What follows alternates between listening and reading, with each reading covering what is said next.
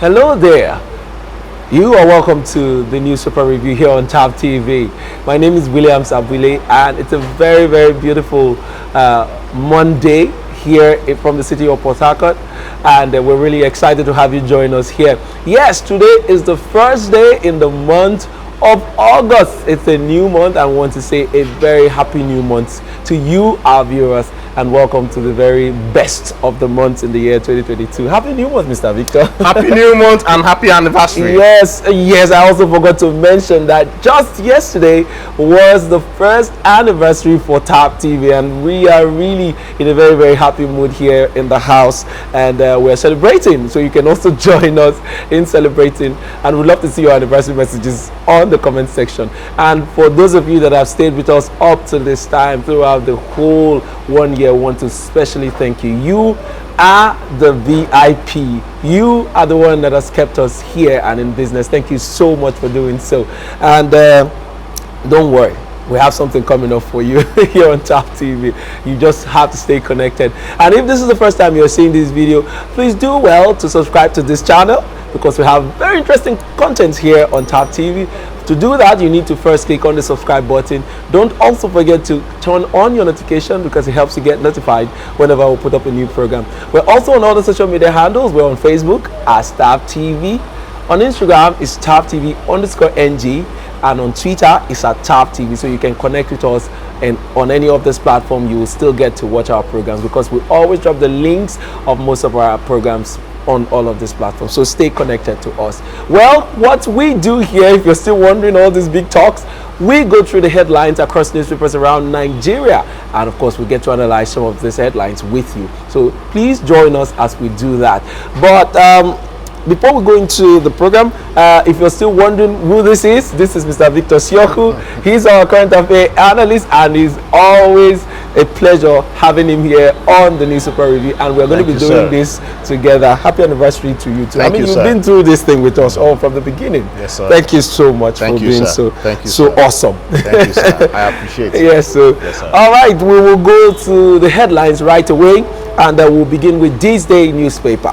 And on this day newspaper for today, the first day in the month of August 2022, we see here as the headline, Wabote, how absence of local content law cost Nigeria $380 billion capital flight, 2 billion job losses. Stakeholders call for extension of law to ICT, construction, other sectors.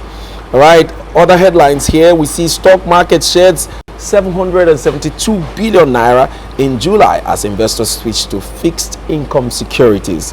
All right, details of that you'll find on page 6 of the This Day newspaper. All right, moving downwards, we see here INEC PVCs will be ready October/November. Once voters their cards are their meal tickets. So what that means is that no card, no voting. So it's not enough to register, you have to also go and pick up your PVC so that you can participate and your voice can be heard. So don't forget to do that. Go, if you have succeeded in registering before the deadline, ensure you go back and pick up your PVC so that you can also be a part of the electioneering process. All right, going on, moving on to other headlines here on this newspaper. We see here as the major headline, Atiku, walk up Nigeria's next president already cut out. It's uniting the people, rallies youths, women's support. Wike PDP governors, stakeholders meet in Abuja. All right, that's the major headline on this day newspaper. So if you need to get details, ensure you pick up a copy to read up the details. But let me come to you, Mr. Victor. Well, it looks like the house of PDP are beginning to put themselves together in bits and bits. And here we see Atiku speaking again. It says the major work of Nigeria's next president is to unite Nigerians. Do you agree with him? And just as a sub headline there, we also see that it seemed like Wike is beginning to bury the hatchet and wants to move on with agreeing to work with the presidential candidate being Atiku. You could see that when he came back from Spain recently, he made some comments, and we're still waiting to get the full details of everything he said. But well, What do you say to these new moves in the PDP? Okay, I agree with what the paper is saying with Atiku Alhaji Atiku, although he said that we should not be calling him Atiku Alhaji. Okay, so is that he knows that, yes, we know that the country is faced with a whole lot of disunity. No two ways about that. But is that really the front burner right now? Yeah. I don't think so. The front burner right now is insecurity and poverty. Yeah. Okay, so him playing the point of using the fact unity, I think he's coming from the side that the PDP, in quote, failed Nigerians, most of Nigerians, when it was time for them to shift power to the south, that they had to now take it back to the north, meaning that the south are not happy. Yeah. They're not happy with the PDP, and the writing is on the wall.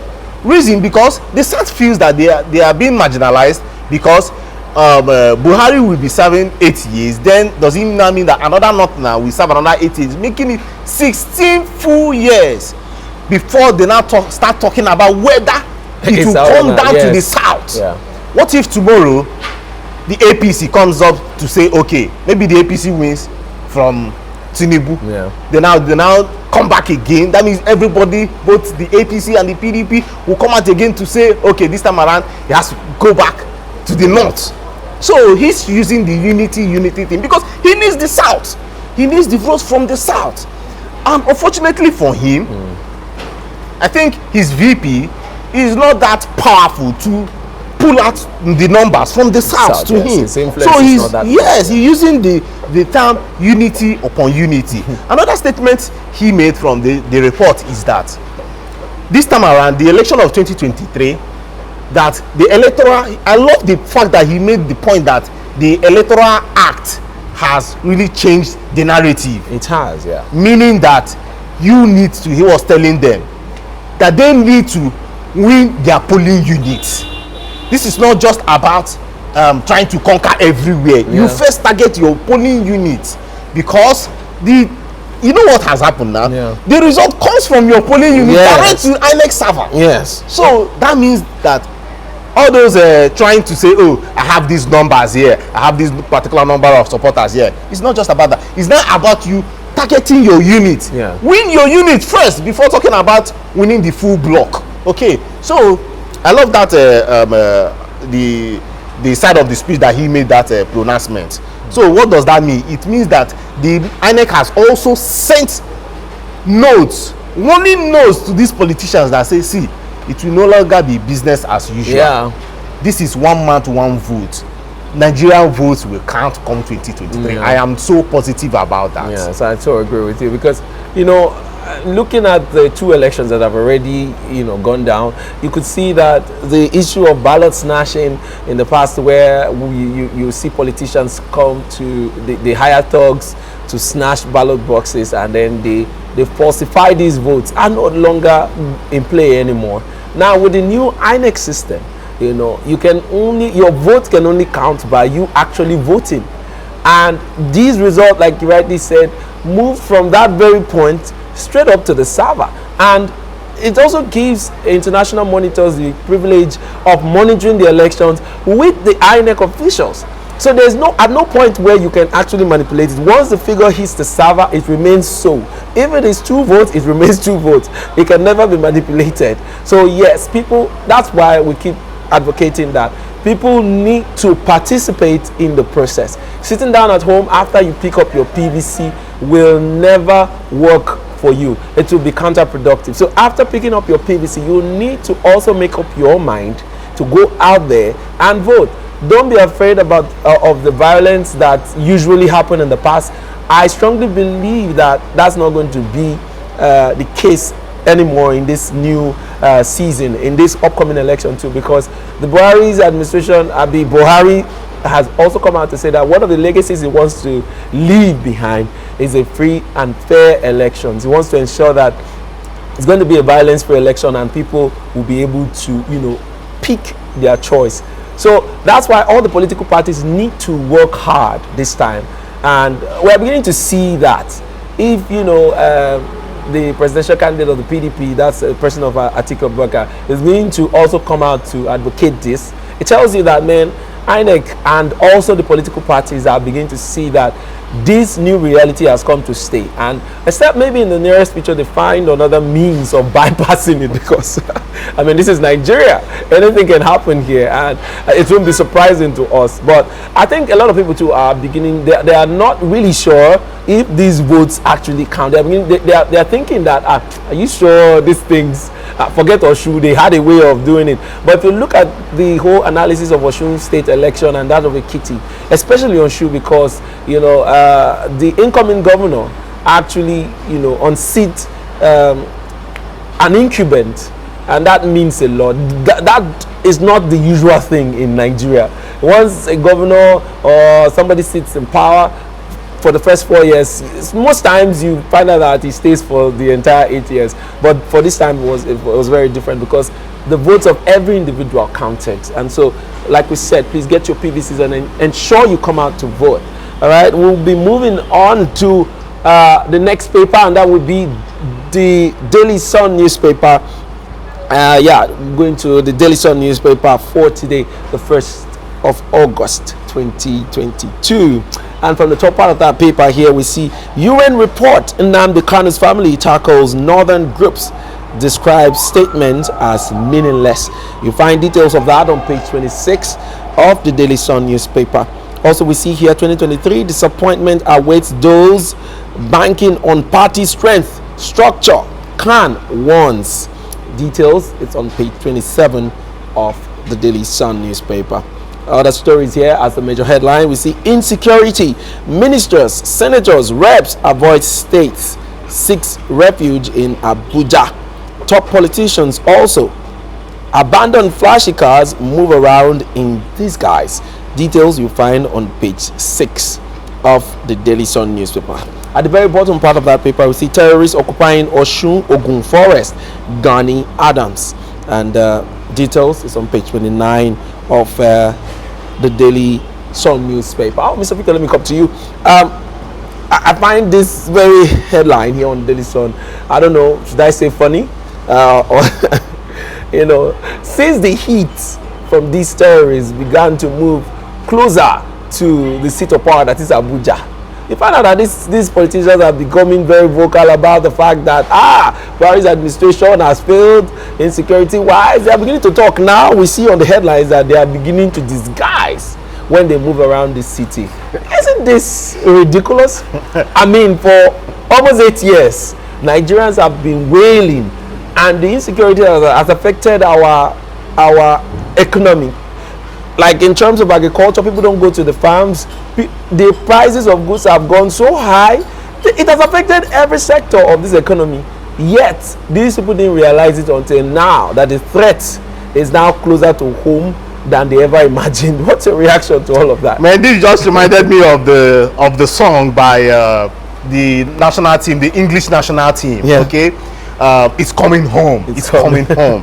Okay, and yes, congratulations to the women's team. Yesterday they beat Germany 2-1. They had the highest number of fans in the Wembley Stadium with respect to the Euros. Big congratulations to the Lioness. And let's also forget to mention how the ladies, 2 Nigerian ladies, won gold yesterday in the heavyweight the Commonwealth Games. Yes. So big congratulations. They are doing so well. Yes. So that brings us back to it's coming home. Yes, the war is getting close to their doorsteps, and as you can see from their body language, they are no longer traveling. Most of them are in their houses in Abuja. Okay, and like what the paper said, they now move in. These guys, they move with smaller vehicles and lesser aids. Okay, to kill attention. To kill attention. That's in quotes. That sounds them right. Not that I'm wishing anybody death. Okay, I'm not wishing any of our politicians death. But if they also wish us death, as in the people, let the death go back to them. Let it go back to them. Well, we've been unfortunate in this country that we have greedy politicians that they are only after their own pocket and their safety. When they are moving out, they move out with mopos, they move out with police, the army, and all that. But it is now also evident that even with their armies, that they can no longer move because these bandits have multiplied in numbers and in machinery. I hope we also understand that the politicians have also empowered these bandits to acquire more weapons, and to the extent to where they operate and now attacks, places like Abuja that is so fortified, the seat of power so fortified, but yet, they've been able to break through these boundaries to put fear in the minds of these politicians. It's a positive and negative feeling, but anyway, we'll come back to talk more on some of these topics here on the newspaper headlines, but that will be right after this break. You stay tuned. When we come back, we'll continue with the headlines on the newspaper review. Have you registered for your permanent voter's card? I mean, your PVC. There is a Nigeria we all seek, a place where love, peace, security, and unity can reign supreme. Waste no time. We want a country where peace and justice will be the order of the day. Unfortunately, there's a problem. One big challenge this generation has to solve. Our country cries for help every day. We need able and capable hands to lead and direct. These capable hands can be you. Have you gotten your PVC? Have you registered for the ongoing voting process? Don't say your vote does not count. Yes, it does. Have you gotten your PVC? Your apathy towards Nigeria's electioneering process will further inhibit our collective growth and development as a nation. Your refusal to participate and engage will keep us at a standstill. So be intentional. I have my PVC. Your votes, your voice would go a long way in preventing absolute destruction of this country and the future of our children, the hope of tomorrow. The 2023 Nigerian elections are just around the corner. Go out and get heard. Don't forget, your vote, your voice. This message is proudly brought to you by Thav Media Limited.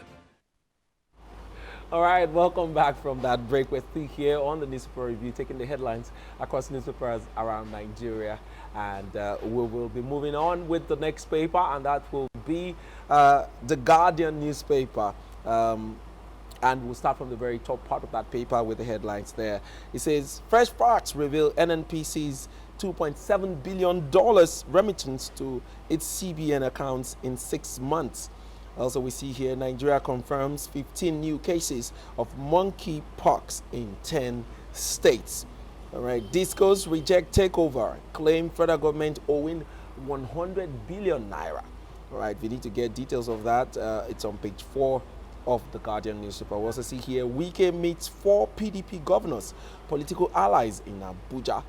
Details you find on page 3 of the Guardian newspaper. Moving on to the major headline on the Guardian, we see here, local aviation risk collapse as only 38 of 90 airplanes are active. Air Peace, Arik, Asman operate at 38.8 fleet capacity. Hurdles for air travelers as over 30% are underserved. Operators blame lack of foreign exchange for maintenance. Sirika's aviation roadmap fails to deliver on promises 7 years on. Industry needs new policy direction to survive, stakeholders say. Only 4 of 22 airports are viable. Turn orders to shopping malls, Bernard tells federal government. The bottom part of the Guardian newspaper reads, insecurity, police on red alert in Lagos. ISWAP claims Zuma Rock attack on soldiers. All right, Mr. Victor, the same thing we've been talking about. Now it's hitting the aviation sector. And on the Guardian, we're seeing here that only 38 out of 90 airplanes are active. What's your reaction to that story? Such a sad one. Do you know that for every airplane that does not go to work, they are losing 4 million naira worth of revenue for every airplane that leaves that stays grounded a day. And what does that mean? It means that we are not harnessing the opportunities that we are supposed to, the monies that we are supposed to. You know what that means? When you are getting revenue, that means the government is getting taxes. Yeah. Okay? Now, you also talk about that. We have the Air Peace, we have the Asman, we have Arik. Those are the major airlines. Every other ones now are suffering. Aero contractors, mind you. They got grounded. Like I just wanted to say in quotes of blessed memory. I'm sorry, I need to say of blessed. Although they say that they will be coming back, but we don't know. We don't know. Yeah. Aero contractors, that was the first airline I entered. That was about, if I'm not mistaken, maybe about 10 years. 10 years now. Okay. It was 8,000 naira 10 years ago. Right now, to do Port Harcourt to Abuja, 100,000 naira minimum. APC is even doing 120, 130. Wow. That's to tell you how bad. And that's a one-way ticket. That's a one-way ticket. That's to tell you how bad the system has. That's to tell you that this regime has collapsed Nigeria. This regime has collapsed Nigeria. That even the APs that we are singing songs praising, APs is only even doing 38.8% of their capacity. Reason? Because cost of running these airlines and over taxation.